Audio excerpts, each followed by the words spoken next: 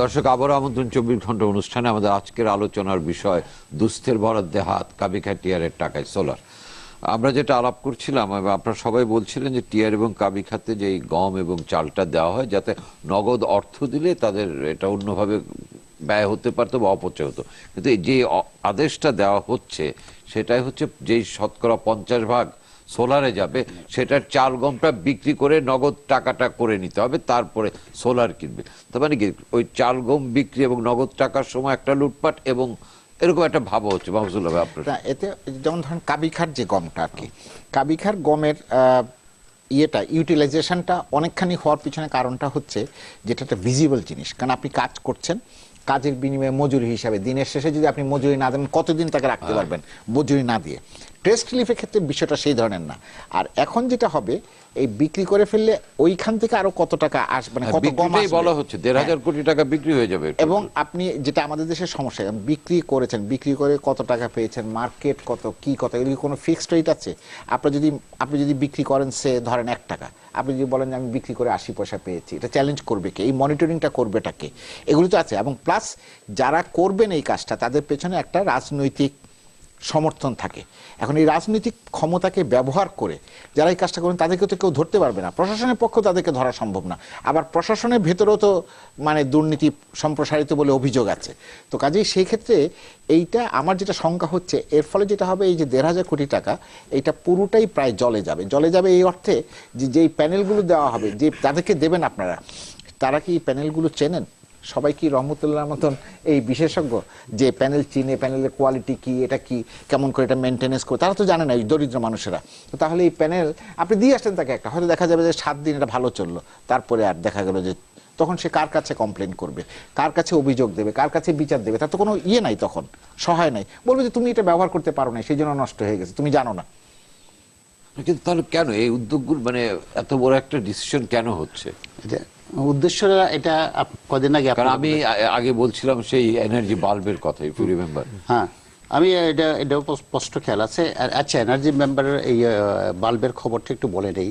যেটা আনা হয়েছিল সেটা পেরুর থেকে $1 প্রতিটা দাম। এটা রিসাইকেল 5 টাইমস, যেটা রিসাইকেল অর্থাৎ এরপরে ফেলে দেওয়ার কথা, ওয়েস্ট ডাস্টবিনে যাওয়ার কথা, সেটাই বাংলাদেশ প্রকিউর করেছে ওয়ার্ল্ড ব্যাংক। এবং সেকেন্ড টাইম তারা কিন্তু আর লোন দেয় নাই, তারা স্ট্রেট বলছে যে যে দেশে করাপশন হয় এনার্জি এফিসিয়েন্সি, এবং আপনারা এই বোধহয় খবরও পেয়েছেন যে এনার্জি বাল্বের লাইফ কিন্তু 10,000 আওয়ার্স, এবং সেটা মাত্র 10 থেকে 12 ঘন্টার ভিতর একটাও টিকে নাই, এবং সেটা আরবির মাধ্যমে। আমি একটু সাপ্লিমেন্ট করি, আপনি যেটা বললেন যে 5th টাইম, এই এপ্রিল মাসে যখন বাজেটের আগে প্রাক বাজেট একটা আলোচনা হয় এনবিআর এর সঙ্গে, এনবিআর এর চেয়ারম্যান বলেছে যে আমাদের দেশে যে বাজারে বিক্রি করা সৌর বিদ্যুতের সোলার প্যানেলের মান নিয়ে প্রশ্ন তুলেছেন জাতীয় রাজস্ব বোর্ড এনবিআর চেয়ারম্যান।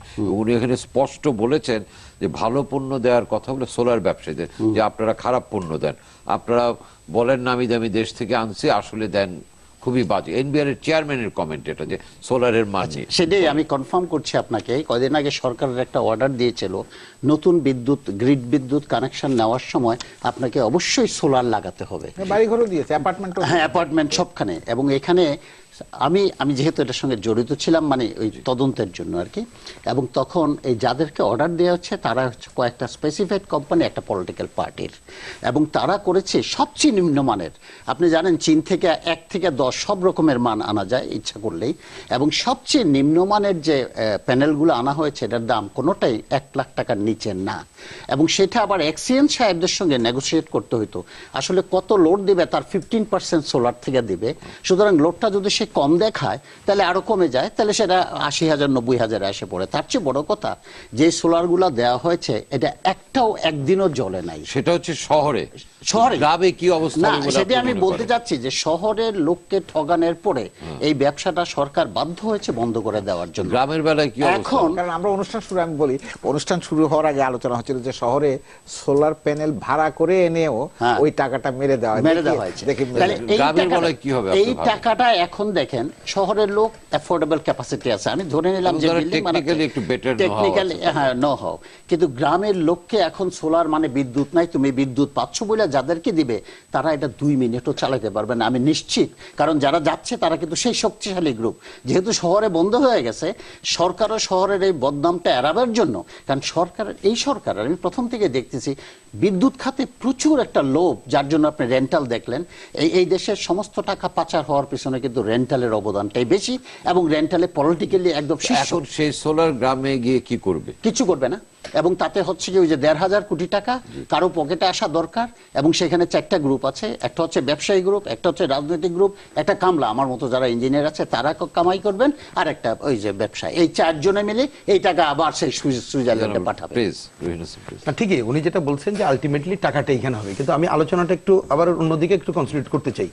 সেটি হচ্ছে এই সরকারের বিদ্যুৎ নিয়ে যে সামগ্রিক ভুলনীতি এবং দুর্নীতি, তার ফলে যেমন আমরা শহরের বা অন্যান্য বিদ্যুতে ভুগছি, গ্রামাঞ্চলের মানুষও ভুগছে। এখন গরিবের টাকা কেটে ওই সেই মানে কি বলবো যে দুর্নীতির প্রশ্রয় যাচ্ছে, এবং এইখানে কোনো নীতিও নাই। আগেটা তো ভুল নীতি বলে, নীতি নাই, লুটপাট ছাড়া আর কিছু নাই। এই কারণে একটু আলোচনা আসে যে দেখুন ওই যেটা আমি আগের বারও বললাম যে আমরা যে সোলারের নামে গ্রাম অঞ্চলে যেটা এখন করা হচ্ছে সেইটার সাস্টেনেবিলিটি কতটুকু। ওই যে বললাম যে টাকা আপনি দেখেন হিসাবে, আমি তো বিশেষজ্ঞদের হিসাবে বললাম যে এটা 75 থেকে 80 টাকা পার ইউনিট পড়ে যায় যতদিন পারবে। তাহলে আমি কি সেটাই তো আমার মানে কি বলবো যে ওই দামে বিদ্যুৎ দেওয়ার তো কথা না গ্রামে, বরঞ্চ আমি গ্রামে আরো কিভাবে সাশ্রয়ী মূল্যে বিদ্যুৎ দেবো সেইটা বিবেচনা করা দরকার। এবং সোলারের প্রশ্ন আমার মনে হয় এইভাবে দরকার। আমরা কিন্তু সোলারের যে বিবেচনা যে সৌর বিদ্যুৎকে ব্যবহার করে তো মানে কি বলে সৌর শক্তিকে, এইটাকে কিন্তু নাকচ করা যাবে না। এইটাকে নাকচ না করে আরো বড় দাগে কি করতে পারি, এটা আলাদাভাবে সেটা বলছে একটা মেগা প্রজেক্ট কিভাবে করতে পারি, সেইটা নিয়ে কিভাবে ন্যাশনাল গ্রিডে যুক্ত করে কিভাবে গরিব মানুষকে আরো সাশ্রয়ী মূল্যে দিতে পারি।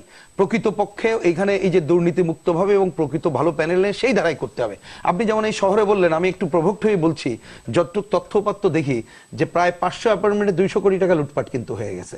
আপনি দেখুন এই সচিবালয়, বাংলাদেশ ব্যাংক, অন্যান্য কার্যালয়ে 20 কোটি টাকার যে প্যানেল লাগাইছে তার ফলাফল আমরা দেখতে পাই। আমি সেটাই বলতে চাই, আর গ্রামে কি হবে একই কথা, ওটা দেখলেই বোঝা যায়। এখানে এত টেকনিক্যাল আর গ্রামে তো প্রশ্নই ওঠে না, সেনসিটিভ জায়গায় পারে, গ্রামে কি হবে? হবে তাহলে দুর্নীতি, তো আমি বলছি তাহলে দুর্নীতি হবে, তাহলে এইটা অবশ্যই বন্ধ করা উচিত। প্রথম কথা যে কাবিখা এবং টিআরের টাকা কেটে এটা করা যাবে না। আমি প্রসঙ্গক্রমে মনে পড়ে গেল যে ঢাকাতে বাংলাদেশের এই আগামী 20 তারিখে ক্ষেত মজুরদের একটা সমাবেশ হবে, যে গ্রামীণ মানুষ, সাধারণ মানুষ। আমি দেখলাম তাদের প্রথম 2টা দাবি, একটা হচ্ছে গ্রামাঞ্চলে পল্লী রেশনিং চালু করো, আর একটা হচ্ছে এই প্রকল্পের দুর্নীতি বন্ধ করো। অর্থাৎ দেখেন ওই গ্রামের মানুষ কিন্তু কখনো দাবি করেনি আমার টাকা কেটে তুমি আমাকে এই তথাকথিত বিদ্যুতের লুটপাট করো, বরঞ্চ সরকারের নজর দেওয়া উচিত ওইখানে কিভাবে পল্লী রেশনিং চালু করবে, কিভাবে সে এই প্রকল্পের দুর্নীতি বন্ধ করে প্রকৃত ভোক্তাদের কাছে পৌঁছাবে। কিন্তু আজকে জানি না যে টাকা মারতে মারতে জায়গাটা এমন হয়ে গেছে, এটা তো লোভনীয় জায়গা, 3000 কোটি টাকার জায়গায় অর্ধেক 1500 কোটি টাকা কিন্তু কম না। সুতরাং উপরে বড় কর্তারা খাইতেছে, ওইখানে সেটা ফোটা অন্যরা যারা পায় তারাও তোমরা খাও। সুতরাং এইটা ইমিডিয়েট বন্ধ করা দরকার। সাথে সাথে 2টা পজিটিভ কাজ করা দরকার, সেটা হচ্ছে নবায়নযোগ্য জ্বালানি কিভাবে আমরা ঠিকমতো ব্যবহার করতে পারি সেই নীতিমালা নিতে হবে। আরেকটা কাজ গ্রামীণ জনগোষ্ঠীর কাছে আরো কম মূল্যে কিভাবে বিদ্যুৎ পৌঁছে দিতে পারি, কারণ এইটা না বললে, খালি এইটা বললে দেখা যাবে আমাদের সরকার প্রথমে একটা হিসাব করতেছে এই যে তারা একটু সিটে ফুটা যাও পাচ্ছিল, তারা পাচ্ছে না। এবং আমি আপনাকে বলি আরেকটা তথ্য না বলে পারছি না, আমি আগের বার বলছিলাম যে এমনি ব্যক্তি উদ্যোগে যেগুলো গেছে সেটা কিভাবে ঋণের জেলে আবদ্ধ করছে আমি আগেই বলেছি। আরেকটা কথা এখানে আসে, খুবই স্বাভাবিক, এটা হিসাব করে দেখতে হবে আমাদের, যে লোকটি বিদ্যুৎ তার তো সামর্থ্য অনুযায়ী সে চালাবে, একটা বাল্ব করুক, 2টা বাল্ব করুক।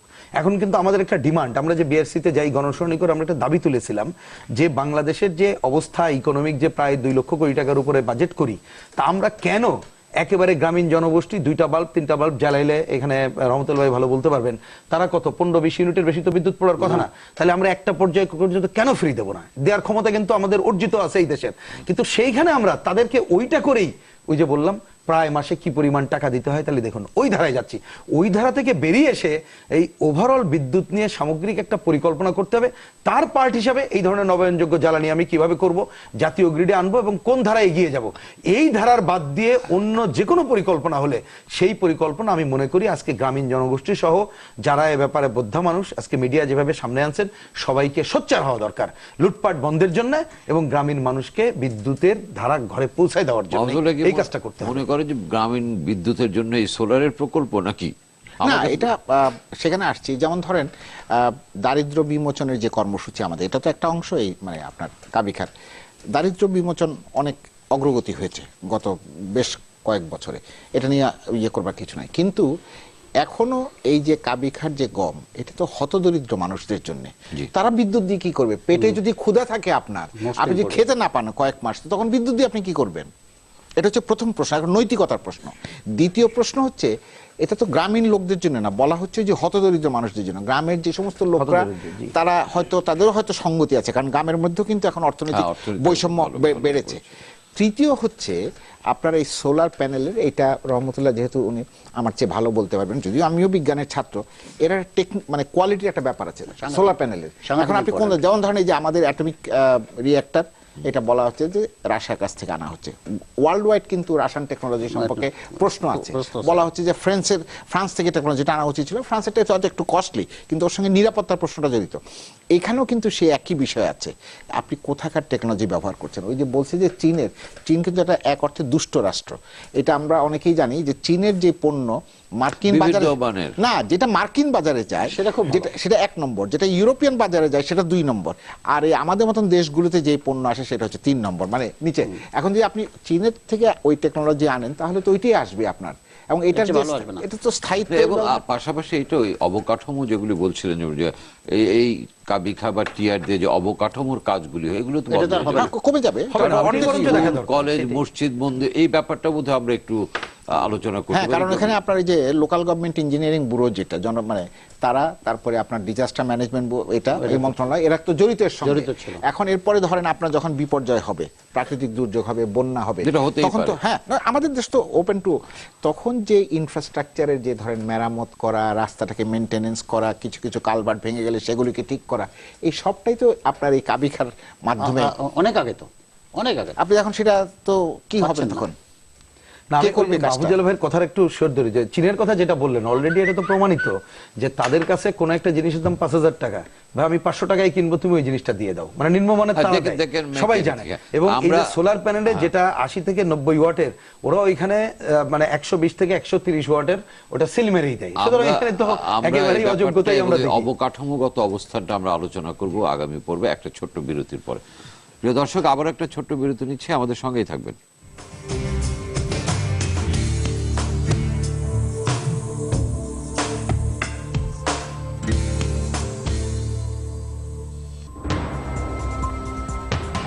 আপনারা দেখছেন 24 ঘন্টা।